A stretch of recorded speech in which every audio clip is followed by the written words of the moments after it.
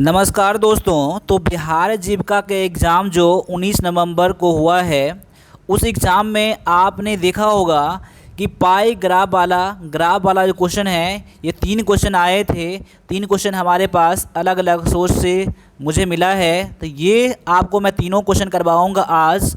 तो अभी जो इसका एग्ज़ाम आने वाला है अभी बिहार जीविका में, ये आप ये क्वेश्चन पूछे ही जाएंगे। इस तरह के क्वेश्चन 100% आप एग्ज़ाम में आने वाले हैं, तो इस तरह के क्वेश्चन आप 100% करके ज़रूर जाइएगा, ठीक है ना। बाद बाकी और भी जो किसी टाइप के क्वेश्चन पूछे गए हैं ना, मैं सारा क्वेश्चन इस चैनल पर करवाऊंगा, इसीलिए इस चैनल को आप लोग सब्सक्राइब जरूर कर लीजिएगा अगर पहली बार हैं तो। साथ साथ में बिहार जीविका का टेस्ट लगाना चाहते हैं तो वीर पथ का एप्लीकेशन डाउनलोड कर लीजिएगा प्ले स्टोर से, और वहाँ पर आप लोग जीविका का टेस्ट जाकर ज्वाइन कर लीजिएगा। अगर कोई दिक्कत होता है टेस्ट ज्वाइन करने में तो आप मुझे 9102195290 पर मुझे व्हाट्सएप भी कर सकते हैं। तो चलिए स्टार्ट करते हैं आज के पहले क्वेश्चन से।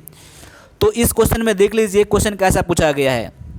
एक आपको ग्राफ दिया गया है और ग्राफ के आधार पर क्वेश्चन पूछा गया है कि किस महीने में जारी की गई पुस्तकों की संख्या न्यूनतम है। अब देखिए यहाँ पर सबसे पहले आपको ग्राफ देखना है कि किस टाइप का ग्राफ है। सबसे पहले आपको ग्राफ देख के ही समझना पड़ेगा, ठीक है। तो यहाँ पर देख सकते हैं कि ये ग्राफ क्या है, इसके बारे में यहाँ पर बताया गया है। क्या है कि एक पुस्तकालय द्वारा 5 महीने में जारी की गई पुस्तकों की संख्या को निम्नलिखित बार ग्राफ में दर्शाया गया है। यानी कि एक पुस्तकालय द्वारा प्रत्येक महीने में यानी प्रत्येक 5 महीने में जारी की गई कुल पुस्तक की संख्या दिया गया है। जैसा कि वो जुलाई के महीने में कितना पुस्तक जारी किया है, तो 3150, अगस्त के महीने में 3200 पुस्तक, और सितंबर के महीने में 4450 पुस्तक। उसी तरह से अक्टूबर के महीने में 3750 और नवंबर के महीने में 4300 पुस्तक जारी किया है पुस्तकालय। तो अब इसके आधार पर आपको यहाँ पर आंसर लगाना है। तो पहले क्वेश्चन क्या पूछा गया है? क्वेश्चन पूछा गया है कि किस महीने में जारी की गई पुस्तकों की संख्या न्यूनतम थी। न्यूनतम मतलब क्या होता है? सबसे कम। सबसे कम कौन से महीने में पुस्तक जारी किया गया था? तो अब देख सकते हैं सबसे कम जो आपका डाटा देखने के लिए मिल रहा है ये जुलाई में कितना है? 3150। 3150 जो है आपका यहाँ पर आंसर हो जाएगा। ये किस में दिया गया है? तो ये आपका ऑप्शन नंबर ए में ही दिया गया है। तो ऑप्शन नंबर ए आपका यहाँ पर आंसर हो जाएगा। तो जिन बच्चों ने यहाँ पर ऑप्शन नंबर ए करके आया है उनका आंसर बिल्कुल यहाँ पर करेक्ट हो जाता है। चलिए अगला क्वेश्चन जो पूछा गया था, ये क्वेश्चन पूछा गया था। तो पहले तो आपको यहाँ पर देखना है, ग्राफ देखना है। ग्राफ कैसा दिया गया है? तो देखिए यहाँ पर दिया गया है कि नीचे दिया गया पाई चार्ट एक छात्र द्वारा 8 अलग अलग विषय में प्राप्त अंकों को दर्शाता है। पहले जो डायरेक्शन दिया गया रहेगा ना, पहले उसी को देख के समझना है कि ग्राफ क्या बता रहा है। अब देखिए इस क्वेश्चन के अकॉर्डिंग क्या कर रहा है, ये जो आपका ग्राफ दिख रहा है ना, ये पाई चार्ट दिख रहा है ना, ये परसेंटेज जो दिख रहा है ना, ABCD जो है ना, ये अलग अलग विषय है और उनमें प्राप्त किया गया अंक का प्रतिशत दिया गया है। यानी ए के विषय में 15% अंक मिला है, बी में 20% अंक मिला है, वैसे ही आपके सभी विषय में ये दिया गया है। अब आगे कह रहा है कि छात्र द्वारा कुल प्राप्त अंक 600 अंक हैं। अब देखिए कुल मिलाकर कितना अंक मिलता है उसको? तो 600 अंक मिलता है। 600 अंक को अलग अलग बांटा गया है कि ए विषय में इसको इतना, बी विषय में इतना, सी विषय में इतना, ऐसे करते करते 600 अंक दे दिया गया है। अब कह रहा है यहाँ पर कि किस विषय विशेष में प्राप्त अंक इन सभी 8 विषय में प्राप्त कुल अंकों के प्रतिशत के रूप में दिखाए जाते हैं। वही जो मैंने अभी कहा है कि कुल अंक को किस में दिखाया गया है? अलग अलग विषय में, प्रत्येक विषय में कितना कितना अंक मिला है, कुल मिलाकर 600 अंक हो जाता है। अब आते हैं क्वेश्चन पर। देखिए पहले ग्राफ को समझिएगा। मैं हमेशा की तरह कहता हूँ ग्राफ को समझिए। ग्राफ नहीं समझेंगे तो क्वेश्चन बिल्कुल नहीं बना पाएंगे। मैं उम्मीद करता हूँ कि ग्राफ को समझे होंगे। नहीं समझे हैं तो वीडियो को पॉज करके एक बार 2 बार इसको फिर से पढ़ लीजिए, ठीक है ना। चलिए क्वेश्चन कह रहा है कि निम्नलिखित में से कौन सा कथन सत्य है। अब देखिए इसमें से पहला जो है ना आपका, पहला, दूसरा, तीसरा, तीनों क्वेश्चन ही आपका है। देखिए एक ही क्वेश्चन में 3 तरह के क्वेश्चन दे दिया गया है। पहला क्वेश्चन क्या कह रहा है कि विषय डी में प्राप्त अंकों का विषय ई ई में प्राप्त अंकों का अनुपात 1:6 है। यानी कि डी विषय में जितना अंक प्राप्त हुआ है, यानी कि डी कितना दिया है, 4% दिया है। ई विषय में प्राप्त अंकों का जो अनुपात है वो 1:6 है। अब इसको मैं सॉल्व करके देख लेता हूँ, ठीक है, फिर मैं देखता हूँ कि 1:6 आ रहा है या नहीं आ रहा है। अब देखिए यहाँ पर सॉल्व करने पर क्या आता है, देखिए डी में कितना अंक, 4% अंक है ना, तो 600 का आप क्या निकालेंगे, 600 का 4%, 4% मतलब 4/100 अनुपात में क्या हो जाएगा। अब 600 का कितना हो जाएगा, 600 का 24%, 600 का 24/100। देखिए अभी मैंने 600 लिखा है ना, लेकिन अब आगे जो बनाएंगे ना, जब दोनों में ये चीज़ कॉमन रहता है ना, दोनों में जब कॉमन रहेगा ना तो दोनों को लिखेंगे ही नहीं, क्योंकि दोनों कट ही जाएगा ना। बस डायरेक्टली परसेंटेज को ही देखकर अनुपात निकाल हम लोग, ठीक है ना। अब देखिए 600 कट जाता है, 100 कट जाएगा, ये क्या बच जाएगा, 4 × 4 और 4 × 24। इधर बच गया आपका क्या, 1 बच गया, अनुपात में क्या बच गया, इधर 6 बच गया। तो पहला आपने क्या लिखा था, 4%, डी लिखा था ना, तो डी आपका ये है, डी अनुपात में ई, तो यही तो कह रहा है ना, डी अनुपात में ई कितना अनुपात, 1:6 आ रहा है ना। तो बिल्कुल आपका जो है ना पहला ऑप्शन सही है। तो ऑप्शन चुनना है ए बी सी डी में से, तो पहला तो मेरा ऑप्शन मिल गया ना। तो देखिए आपका दिया है या तो 1 हो, 2 और 3, 2 3 मैंने अभी सॉल्व भी नहीं करा है, यानी पहला जो आपका है सही है। पहला मैं देखिए, पहला यहाँ पर टिक लगा देता हूँ मैं, यहाँ पर पहला मेरा क्या है, सही है। अब आते हैं दूसरे पर। दूसरे में क्या कह रहा है कि विषय ए बी सी और एच में प्राप्त अंकों का औसत 41 है। अब देखिए, अब मैं क्या करूँगा, औसत 41 है ना।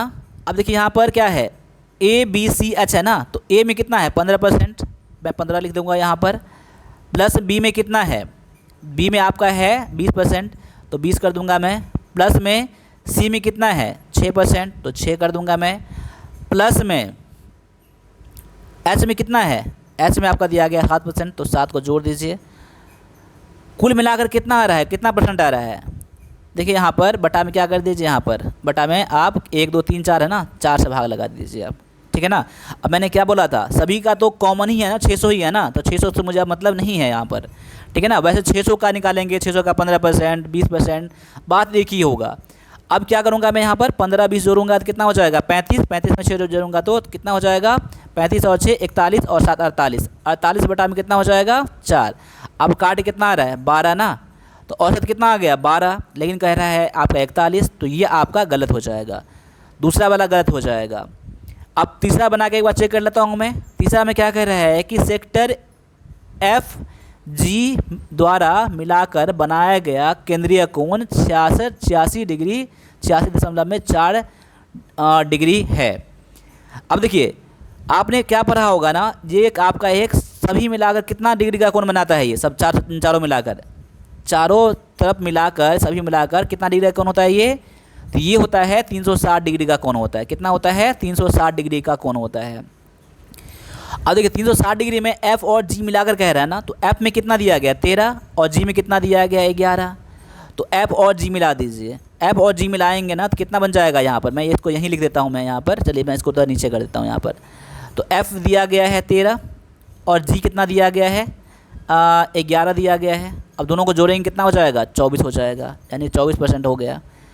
अब देखिए कुल मिलाकर कितना है आपका 360 है ना, पूरा मिलाकर, ये पूरा मिलाकर कितना है 360 है ना, 360 डिग्री होता है ना, 360 डिग्री का 24% निकाल दीजिए, 24 बटा में 100, 0 0 कट जाएगा। अब काटे यहाँ पर 24 छक्के 144 का 4 हाथ में 14 बच गया, और 24 दिया 72 और 14 84 72 और 86 बटा में 10। अब देखिए 86.4 आ रहा है, यही तो कह रहा है ना 86.4, यानी कि आपका ये भी आपका सही है, यानी कि पहला और तीसरा सही है। ये किस में कह रहा है आपका, ये तो पहला तीसरा एक ही इसमें कह रहा है ना, ऑप्शन नंबर ये डी में कह रहा है, ठीक है ना। समझ में आ गया ना। क्वेश्चन क्या है, क्वेश्चन एक ही था यहाँ पर, लेकिन क्वेश्चन 3 क्वेश्चन यहाँ पर पूछा गया था। तो कभी कभी आपको इस तरह के क्वेश्चन आपको फेस करने पड़ेंगे आपको, तो इस तरह के भी क्वेश्चन आप करके जाइए। और ये क्वेश्चन ऐसा होता है ना, आप 100% इसमें आप श्योर होकर आप बना सकते हैं, क्योंकि मैथ में जितना भी क्वेश्चन आता है ना, आप 100% आप श्योरिटी के साथ बना सकते हैं कि जो आपने बनाया है वो सही है, बस आपको प्रैक्टिस करके जाना है।